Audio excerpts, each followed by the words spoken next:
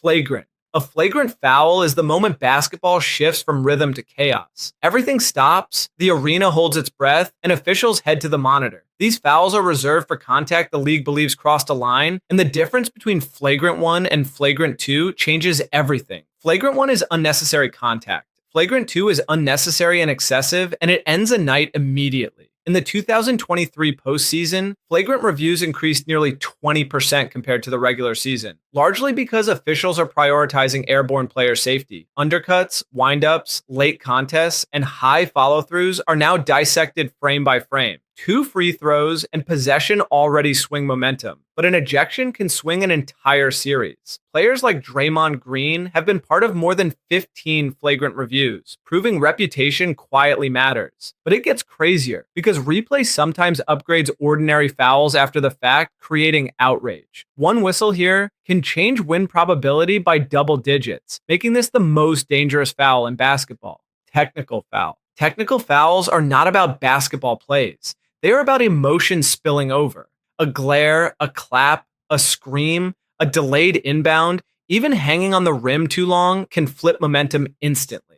Teams average roughly 19 technical fouls per season, but stars accumulate them faster because they live in pressure moments. Luka Doncic led the league in technicals in 2023.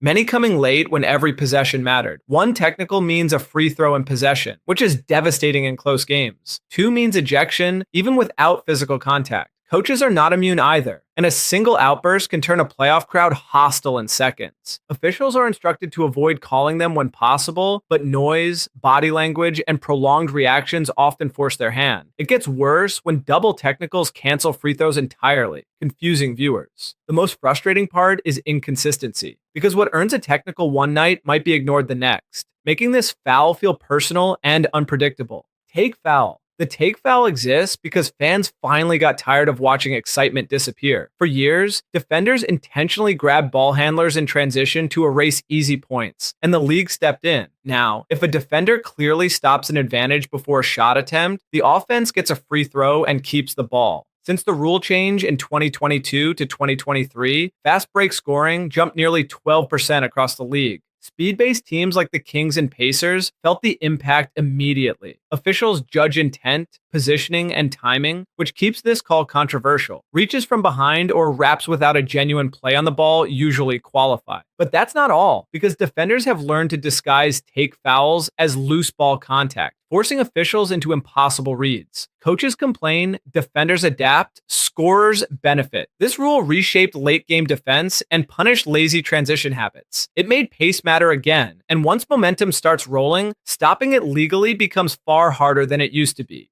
Clear path foul. Clear path fouls feel like punishment without mercy. When a defender fouls an offensive player with no one between him and the basket, the penalty is severe by design. 2 free throws plus possession, no matter the score or time. The league introduced this rule to eliminate intentional transition stops, and it has worked. Clear path fouls are rare, but when they happen, the damage is immediate. The definition is extremely precise. The ball must be ahead of the backcourt circle, the offensive player must control it, and no defender can be positioned ahead. Miss one detail and the call disappears. That fine margin fuels endless replay debates. It gets worse when fans see defenders barely ahead by inches and still avoid punishment. Clear path fouls reward speed, decisiveness, and awareness, and they turn hesitation into a scoreboard avalanche that can erase a lead in seconds.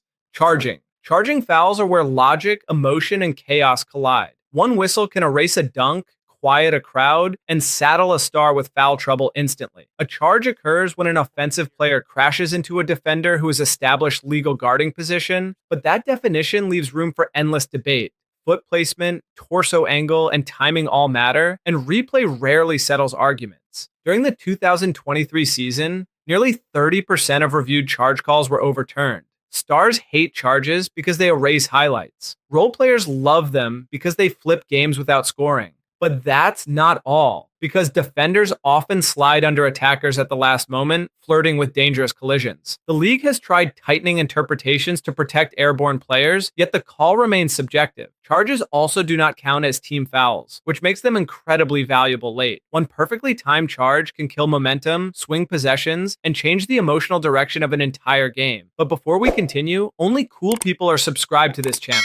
So hit that subscribe button before we go any further. Blocking. Blocking fouls are the mirror image of charging, and the difference is painfully thin. A block is called when a defender fails to establish legal position before contact, even if the offensive player initiates it. This sends scorers to the line and drives fans wild. As drives per game continue rising league-wide, blocking fouls have become more common every season. Officials must judge foot placement, movement direction, and whether the defender is sliding or set, all in real time. But that's not all, because offensive players now actively hunt blocks by snapping heads, leaning into defenders, and exaggerating collisions. That gray area fuels nightly controversy. Blocks count toward team fouls, which means they quietly push teams into the bonus. When fans argue about referee bias, this is usually the call they point to. It feels inconsistent, subjective, and massively impactful, especially late. One borderline blocking foul can turn a tight game into a free throw parade, and momentum rarely recovers afterward. Illegal screen. Illegal screens rarely look dramatic, but they quietly break offenses. A screen becomes illegal when the screener moves, leans, or sets up too close to an unaware defender. These fouls erase spacing and rhythm instantly. Motion-heavy offenses walk this line constantly, especially teams that rely on off-ball chaos. Tracking data suggests illegal screens are called far less often than they occur, which makes enforcement feel selective. Defenders sell contact by exaggerating hits, while screeners push boundaries by shifting at the last moment. But that's not all, because officials often let physical screens go early, then tighten enforcement late, confusing players and fans alike. Illegal screens are offensive fouls, so no free throws are awarded, but possession flips immediately. One call can derail a key set or kill a run. Casual viewers often miss why the whistle blew, but coaches never do. These fouls decide games quietly, without highlights, without replays, and without forgiveness. Loose ball foul. Loose ball fouls happen in chaos, when no one fully controls the ball and bodies collide. Rebounds, tipped passes, and scramble situations are where these fouls live. They feel random, but they carry real weight. A loose ball foul against the defense can lead to free throws if the team is in the bonus, even though no shot was attempted. That surprises fans every season. But that's not all, because if a loose ball foul occurs before a made basket, the score can still count plus a free throw. That creates sudden 3 or 4 point swings. Against the offense, loose ball fouls wipe away made baskets entirely. These calls feel inconsistent because they happen fast and often without clear angles. Still, they reward effort and positioning, and one loose ball foul can quietly decide a possession battle that shapes the final score. Team foul. Team fouls do not feel dangerous until suddenly they are. Each team gets a limited number per quarter before the bonus activates, and once it does, every defensive foul sends players to the line. Most teams average about 20 team fouls per game, but how they are distributed matters more than volume. Smart teams manage fouls early to avoid gifting free throws late, but that's not all, because once the bonus hits, even light contact becomes costly. Coaches track team fouls obsessively, while casual fans only notice once whistles stack up. Team fouls turn defense into a liability and force lineup adjustments.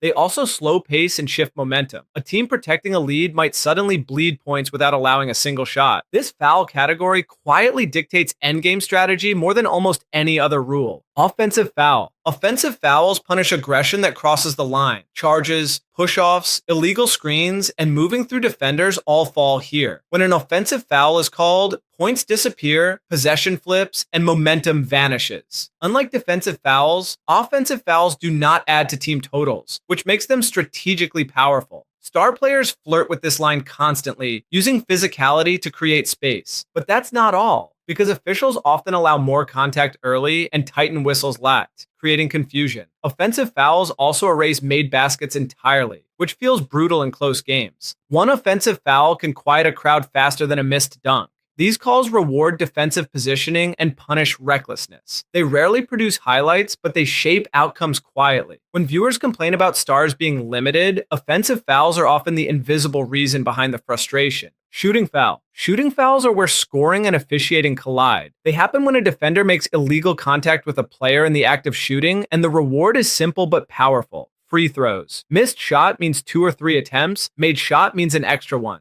And those points add up fast. In the 2023 season, nearly 20% of all points scored league-wide came from the free throw line, and shooting fouls were the primary reason. Stars hunt them relentlessly, using pump fakes, rip throughs, and body control to force contact. Defenders counter by contesting vertically, hoping officials see discipline instead of reach. But that's not all, because timing matters. A foul before the gather is treated differently than one during the motion, and that split-second decision fuels constant debate. Late in games, shooting fouls decide outcomes more than shot making itself. One whistle can turn a tough jumper into free points, slow the clock, and swing win probability dramatically. Personal foul. The common personal foul is basketball at its most routine and most misunderstood. Holding, pushing, reaching, bodying, and rerouting an opponent all fall under this umbrella. These fouls happen dozens of times per game, yet they quietly build pressure. Each one adds up toward the bonus, influences rotations, and alters aggression levels. League averages show roughly 45 personal fouls called per game, split almost evenly between teams. But that's not all, because timing matters more than volume. A reach early feels harmless. A reach late sends someone to the line. Officials look for advantage gained, not just contact, which creates inconsistency.